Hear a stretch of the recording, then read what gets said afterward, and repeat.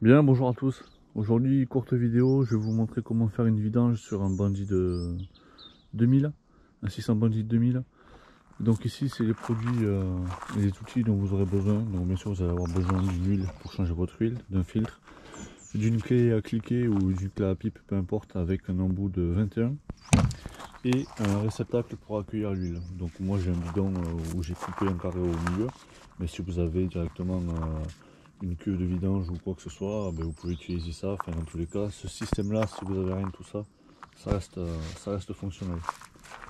Donc moi je vais vous montrer uniquement comment extraire l'ancienne huile du moteur. Je vais pas vous montrer comment faire le plein parce que j'ai d'autres opérations à faire sur la moto, notamment changer le joint de ce carter là, et je dois également changer l'embrayage.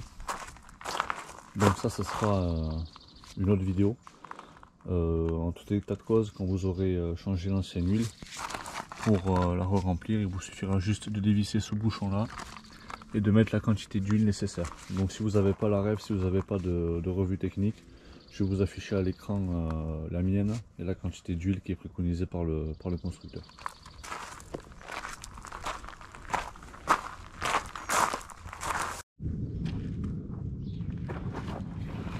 Donc la règle bien compliquée, on se retrouve sous la moto.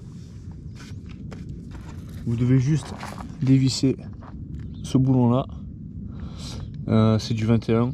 Donc après vous pouvez au choix soit laisser tourner un peu le moteur de façon à fluidifier l'huile et à éliminer le plus d'impuretés possible.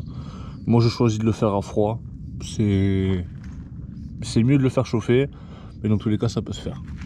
Donc là vous avez juste à dévisser là, mettre le réceptacle en dessous et laisser l'huile couler.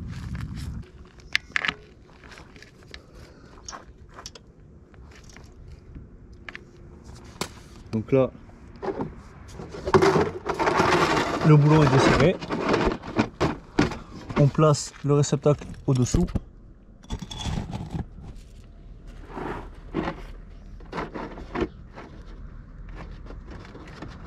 et on dévisse le boulon.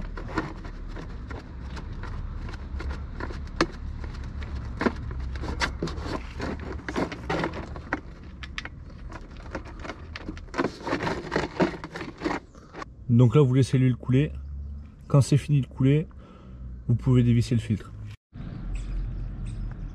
Maintenant que l'huile a quasiment fini de s'écouler, ce que vous pouvez faire, vous pouvez retirer le bidon.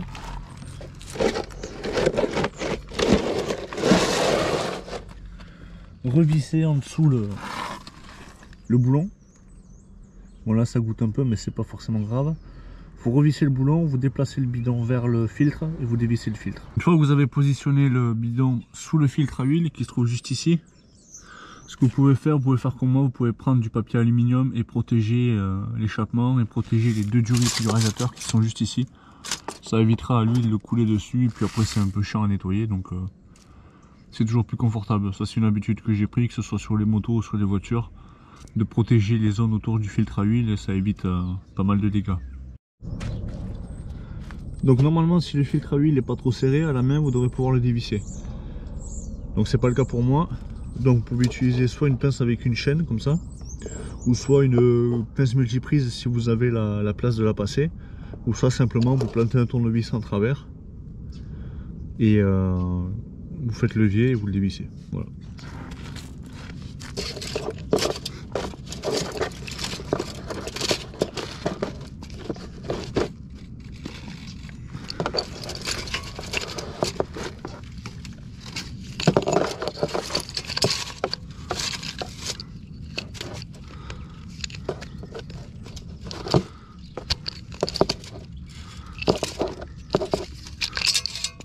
Une fois qu'il est desserré, vous pouvez continuer à le dévisser à la main.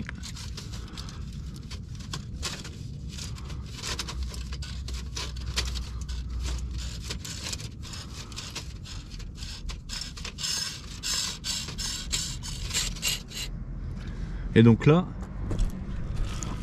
l'intérêt de mettre du papier aluminium, c'est que ça guide le flux d'huile qui sort du filtre et ça évite de tout salir.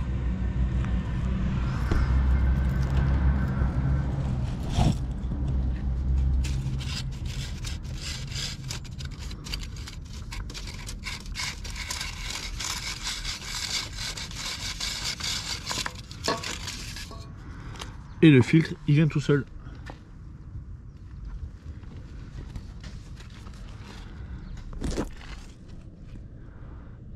Vous avez un écoulement qui est plus ou moins propre. En tout cas, moins sale que ce que ça serait s'il n'y avait pas l'aluminium. Donc vous laissez le restant d'huile s'écouler. Ensuite, vous remettez le nouveau filtre à huile en mettant un peu d'huile neuve bien sûr sur le joint du filtre. Vous le revissez.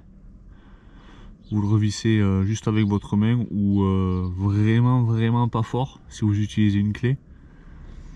Ensuite, vous dévissez le bouchon de remplissage que je vous ai montré tout à l'heure et vous mettez la quantité d'huile prescrit. Bien sûr, assurez-vous d'avoir bien serré le boulon en dessous du carter. Là, pareil, vous serrez pas trop fort, sinon vous risquez de foirer. Et bon, l'aluminium, ça pète assez rapidement quand même. Et si vous voulez éviter d'acheter un carter gratos, maîtrisez vos couples de serrage. Donc voilà, je vous ai montré comment je faisais une vidange sur un 600 Brandy de 2000. J'espère que cette vidéo vous aura été utile. Si c'est le cas, n'hésitez pas à laisser un commentaire, à laisser votre pouce bleu et à vous abonner. La prochaine vidéo, ça sera certainement le remplacement de ce joint là. Après, il va venir les pipes d'admission à changer. Je vais avoir le disque d'embrayage aussi, le jeu soupape, peut-être le kitchen. En off, je vais repeindre cette coque. Si vous avez vu les précédentes vidéos, vous savez pourquoi j'ai dû en racheter une autre et pourquoi je dois la repeindre. Et on se retrouve pour la prochaine vidéo. Tchuss.